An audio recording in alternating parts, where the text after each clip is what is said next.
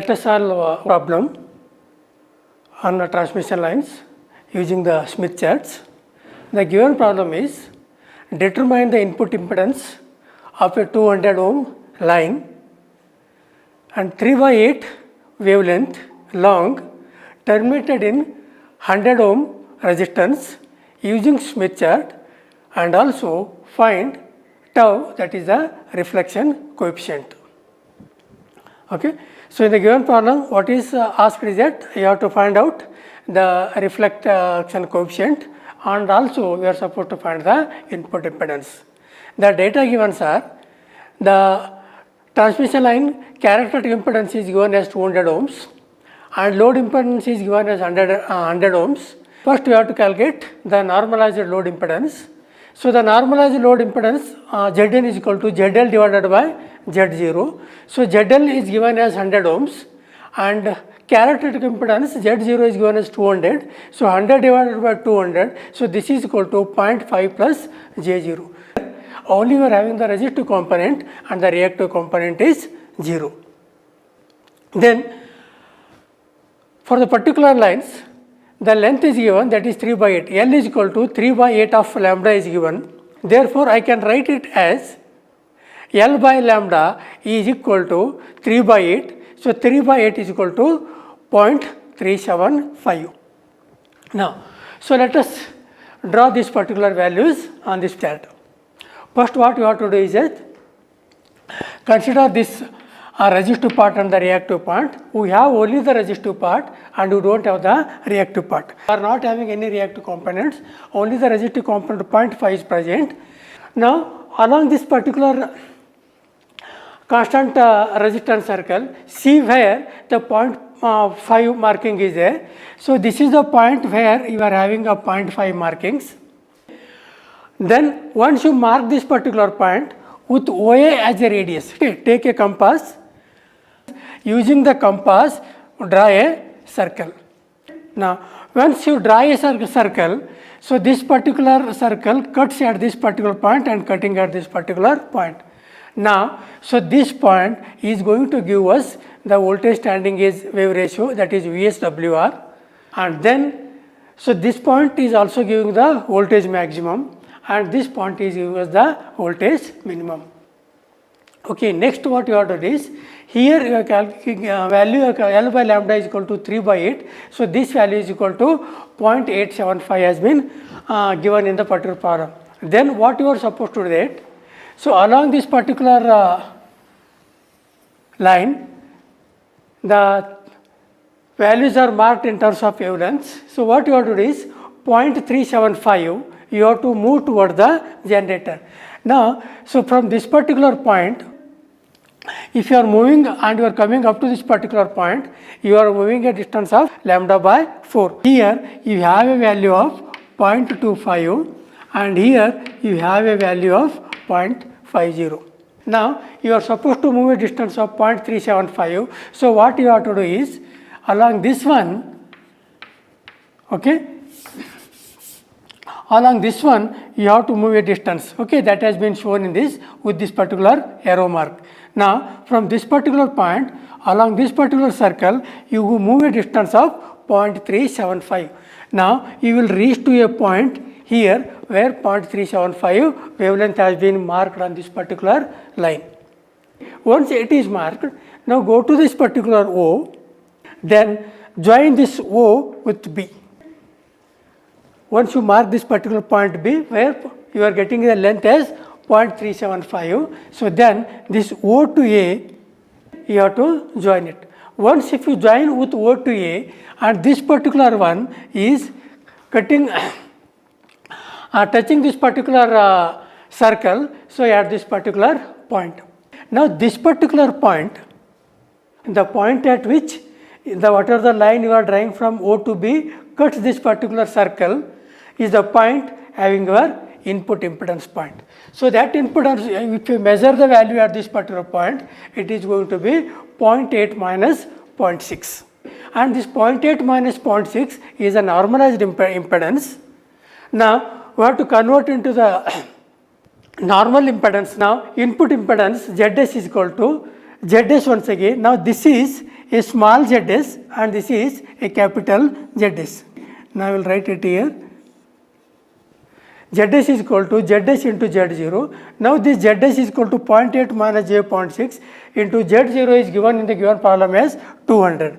So this is equal to 160 minus J120. So this is the input impedance which have been asked in the given problem. That is, determine the input impedance, that is 160 minus J120.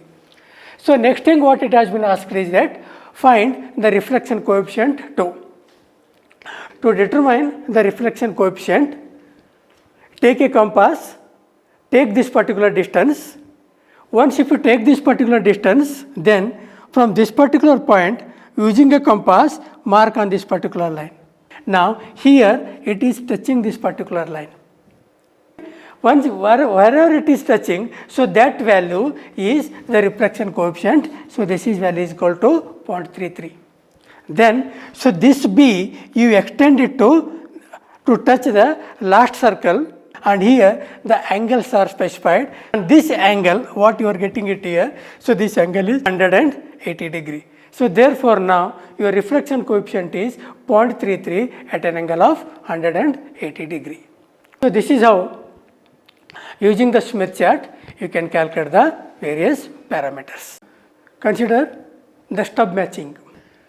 So suppose, so this is your transmission line,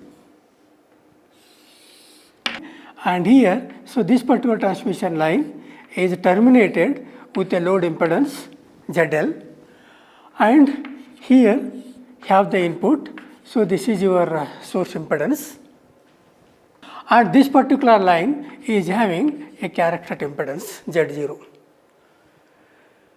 Now already you know that in order to have a maximum transfer from input to the load, then so this ZL must be equal to Z0.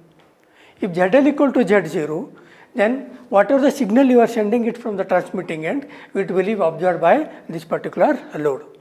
And if ZL is not equal to Z0, so then all the signals is not absorbed by this particular load, some of the signal will be reflected back.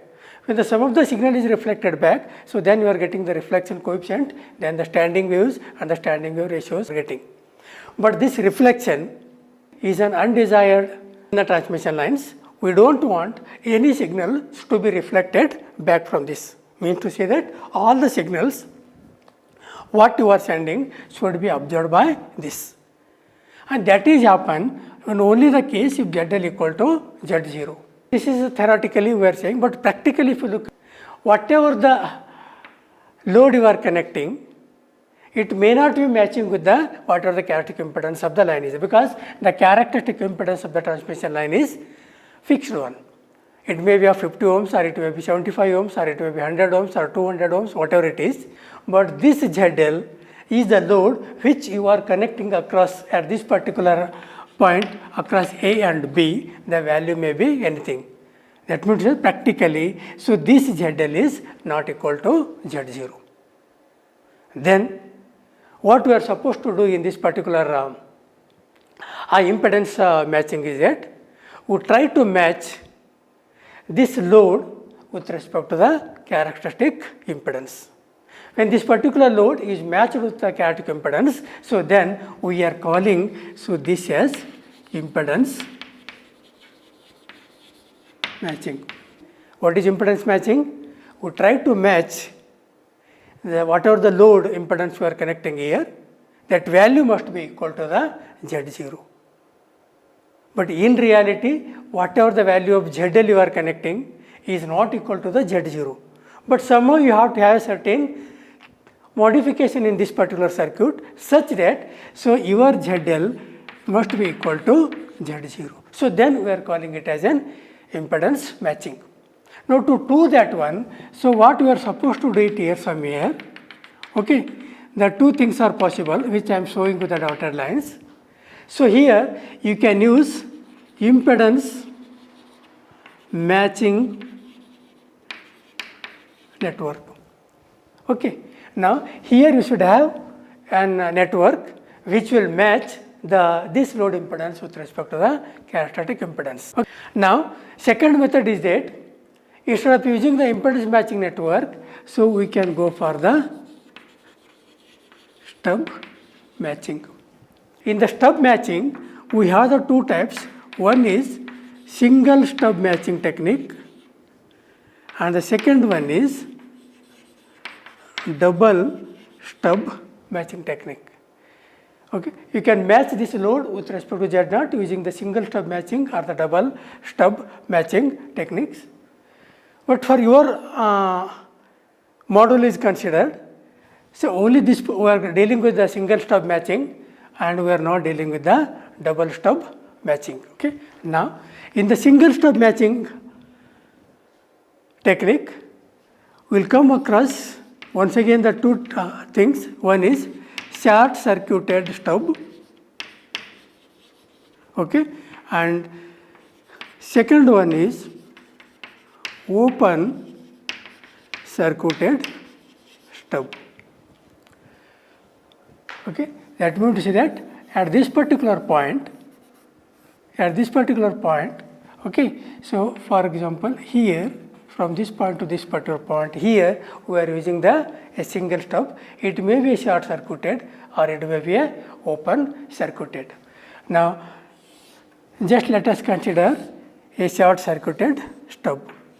Okay. Now, so here whatever the wires I am connecting here, so this is now a short circuited stub because so these particular two ends are short circuited.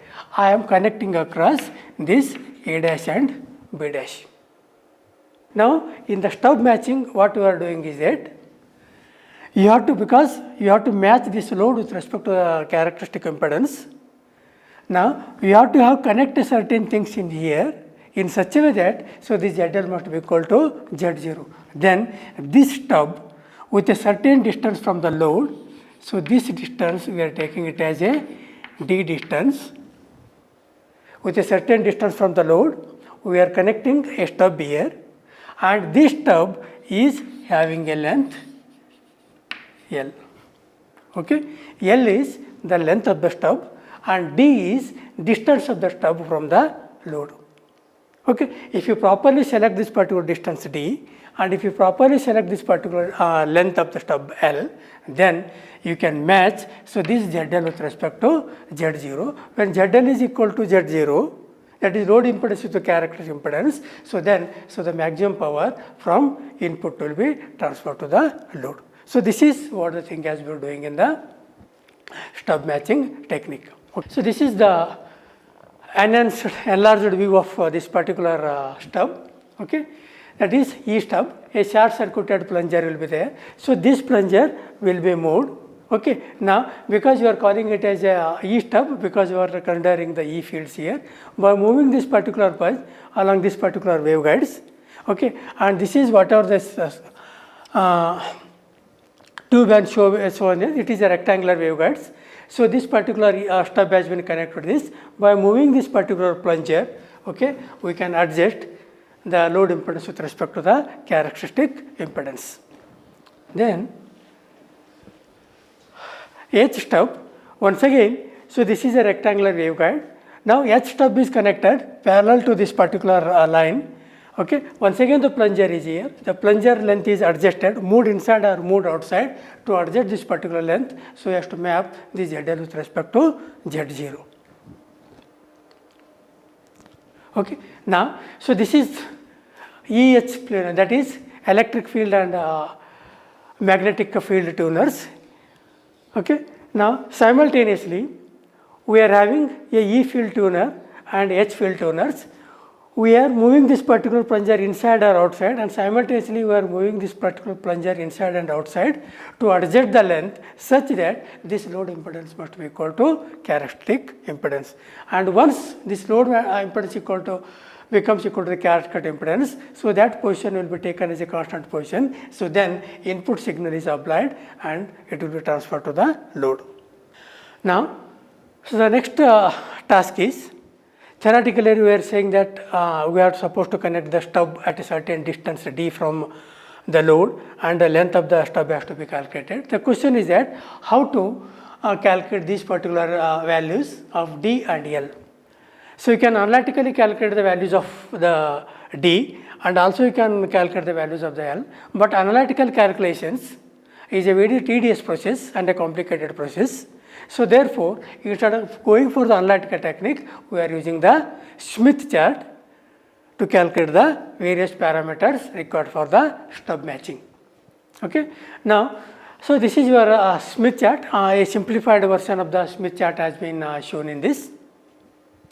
Now, so what you are supposed to do is that now. So this is the dotted circles what it has been shown here, okay, the dotted circles. So this is the circles what we are getting with your load impedance, that is normalized load impedance, that is ZL is equal to ZL divided by Z0 with a normalized load impedance, okay. So what are the values you are getting? So from that particular values we are getting, so this particular circle. Then we are supposed to draw one more circle, so that is, so this circle, that is G equal to 1. That means along this particular horizontal axis, that is a constant resistance axis, okay, you can locate the point where that values of R equal to 1, and with that particular R equal to 1 as a radius, so then so draw one particular circle. So that circle we are calling it as a G equal to 1 circles. And one more circle which is there on this Smith chart, so that we are calling it as a G equal to 0 circles. For the stub matching is considered, you can solve the problem using the impedances, and also you can solve the problem using the admittance. Now here, so whatever the graph has been shown, it is shown for the admittance purpose, because the short circuit point is at the right hand side and open circuit point is at the left hand side. And if you are using the impedance, so then so this becomes a open circuit and this becomes a short circuit. Okay. So then once you calculate, once you draw all these particular circles, so then so this your impedance admittance circle is crossing as touching this particular circle G equal to 1 circle at this particular point. Okay. So this is the point where these two circles are matching. Okay. Now, so then with O as a center, so then join these particular lines, okay, up to C, with O join up to C, and from C, okay, join up to C dash. Okay. Now at this particular point, we are getting a susceptance, because when you are comparing the admittance, we are getting the susceptance values. So the susceptance value, suppose just an example, just if I take that value is equal to plus JB, then so this susceptance has to be compensated, okay, in order to meet ZL equal to Z0. So then a equivalent susceptance, that is minus JB, you have to mark it on the bottom side, okay, that is bottom part of the circle. So that value we are going to get at so this particular point. Okay. Now, so the point A you are getting an admittance impedance values. Now, so this one you through this particular A you extend it to B dash. Now you measure the distance between B dash to C dash, and the distance between B dash to C dash will give you so these particular values. Then for this particular, in order to compensate this particular susceptance, you mark minus JB, so this particular point. So then from this short circuit point, measure this particular length up to D. When you measure the length up to this particular length D, so that is going to give you so this particular length L. Okay. Then using the Smith chart, so you have calculated this particular distance and you have calculated this particular length. So then so ZL becomes equal to Z0, then the impedance is matched and you can transfer the maximum power from input to the output. Okay. Now let us solve one problem on the stub matching. The given problem is a 300 ohm line is terminated by an unknown impedance, okay, VSWR is given, so that is equal to 4.48, and first voltage minima is situated at 6 centimeters from the termination, okay, and when the frequency is 200 megahertz, determine the unknown load impedance if the line is in air, and then another parameter phase velocity equal to velocity of the light. Okay. So, how that particular problem is there? So, this is your transmission line. So, this is your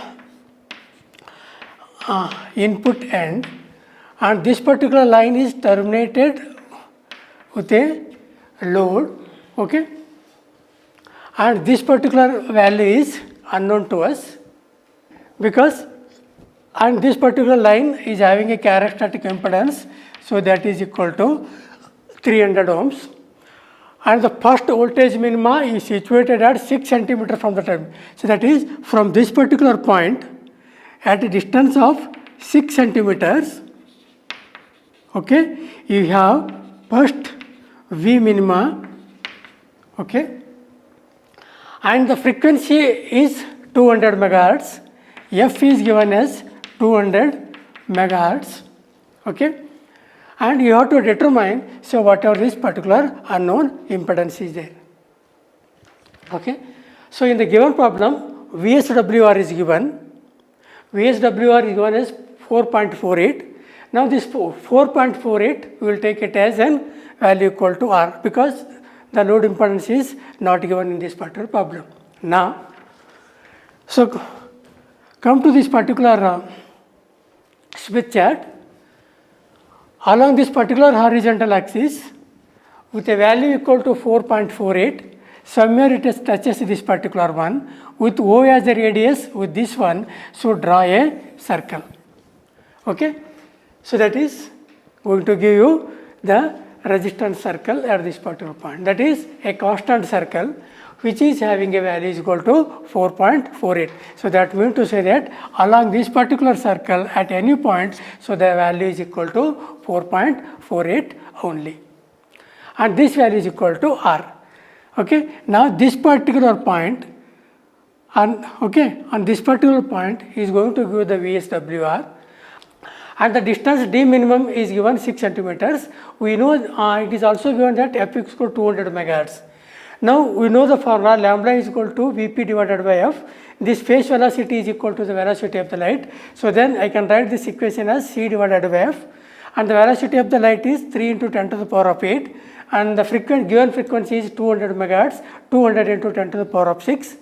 Okay. If I simplify this, I am going to get it as 1.5 meters, and this value is equal to 150 centimeters. Now, so d minimum divided by lambda, so this is equal to d minimum value is given as 6 centimeters divided by 150 centimeters. So, this is I am going to get the value is equal to 0.04. Now, next what you are supposed to do is that, so from this particular point, okay, move a distance of 0.04, move a distance of 0.04. When you move a distance of 0.04, it is touching somewhere, so at this particular point. So, it is at this particular point you are getting the values of 0.04. Now, with that you mark it as an f dash. From this 0.04, draw a line which touches to this particular origin of this particular VSWR circle, and when you are join this O with respect to f dash, now it is cutting at this particular point, and this particular point is the load point, and here, so what are the values of the resistance and the reactance, what are the values you are getting, so that value is going to give you, so the values of your load ZL. Now, so at this particular point, so the value what you are getting is ZL equal to 0.24 minus J 0.24. Okay. Now, this value is a normalized load impedance. Now, you have to get a normal load impedance. So, that is equal to, okay, this with a little bit highlighter I will writing, this is equal to, so this is ZL into your impedance, how much it is given? 300 ohms. Okay, so this is equal to 0.24 minus j 0.24 into 300 is going to be 72 minus j 72 ohms. So this is the load impedance what you are having. So that is what it has been asked in the problem, determine the unknown load impedance. So this is how, using the Smith charts, you can calculate the parameters. Okay, now let us consider one problem on the stub matching. A load impedance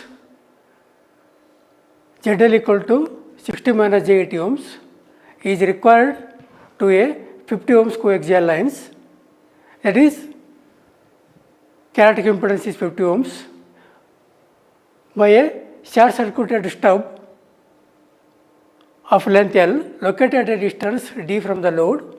The wavelength is given as 1 meter. Find the d and the tau, that is the reflection coefficient. Now first calculate the normalized load impedance, that is ZL divided by Z0, 60 minus J80 divided by 50, this is equal to 1.2 minus J 1.6. When here this is the your resistive part and this is your reactive parts. Now, so this 1.2 you locate it on this particular horizontal line, and this reactance point is minus. So because it is a minus, it is a capacitive reactance. We are supposed to locate somewhere on this particular at the lower part where this particular 1.6 is there. Okay. Now, so this is the point where, so the 1.2 and 1.6 are crossing. So this is the point A. So this point is indicating the normalized load impedance. Okay. Once you mark this particular point A as a normalized load impedance, you want to calculate the admittance. So then what you have to do is exactly draw a line which is opposite to this. Okay. So this value you can opposite to this. Now it is cutting at this particular point. The point B is going to give the admittance and the point A is going to give the impedance. Now take a compass with O and A as a radius. So draw one particular circle. Okay. So then, so draw one more circle with g equal to 1. So this is the circle. So what we are getting with g equal to 1. And so this is the one more circle which is there on the Smith chart with g equal to 0. And here now you are getting the three circles. One is with g equal to 0, one with g equal to 1 and one with, so the radius OA which you are drawing in this. Now this is the point. Okay. Observe here, your impedance circle, okay, is crossing with a constant g equal to 1 circle. So this is the point. Okay. Now, so join this O to C and then extend this C up to C dash which is touching the line at this particular point. Okay. Then as you are coming to this particular point, so they extend this particular B to the B dash which is touching, so this particular point. Okay. Once you mark this particular point, now, so this particular point is going to give the VSWR and also it is going to give us the voltage maximum and this is going to give us the voltage minimum. Now, so what you are supposed to do is that now measure, so the distance between B dash to C dash. Distance between B dash to C dash is equal to 0.176 minus 0.065 lambda. Okay. So this is equal to 0.11 lambda. Okay. Now, so this 0.176 is the point is this one and 0.065 is the point is this one. So this is your 0.065 and this is your 0.176. So this value minus this value is going to give us a 0.11 lambda.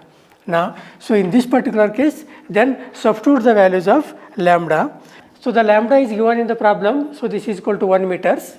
Okay, I am writing it as 1 meters here. Now 1 meters will convert into centimeters, that is 100 centimeter equal to 1 meters. So then I am going to get the value as 11.1 centimeters, and so this is going to give us the value of D.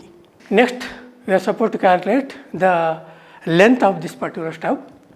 Now here, so whatever the susceptance what you are getting, so let for example it is plus JB. Now this susceptance has to be compensated for the impedance matching purposes. In order to compensate that, so that we are calling it as a minus JB.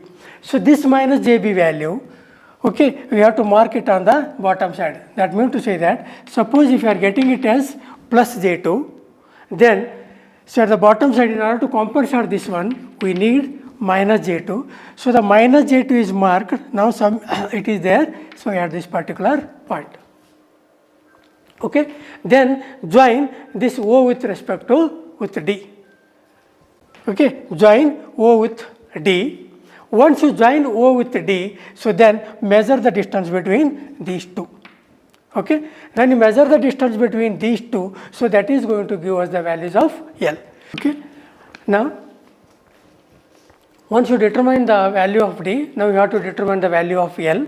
So L can be calculated by measuring the distance from this point to this particular point.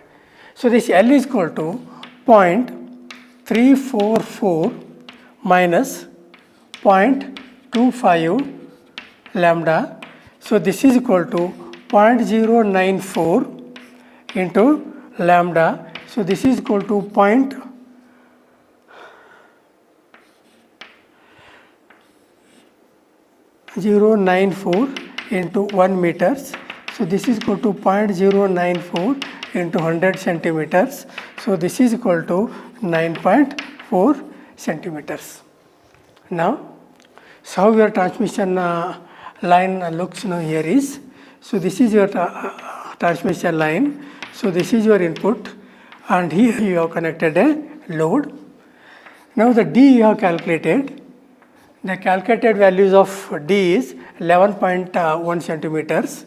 So this D is equal to 11.1 centimeters, and here you have connected a stub.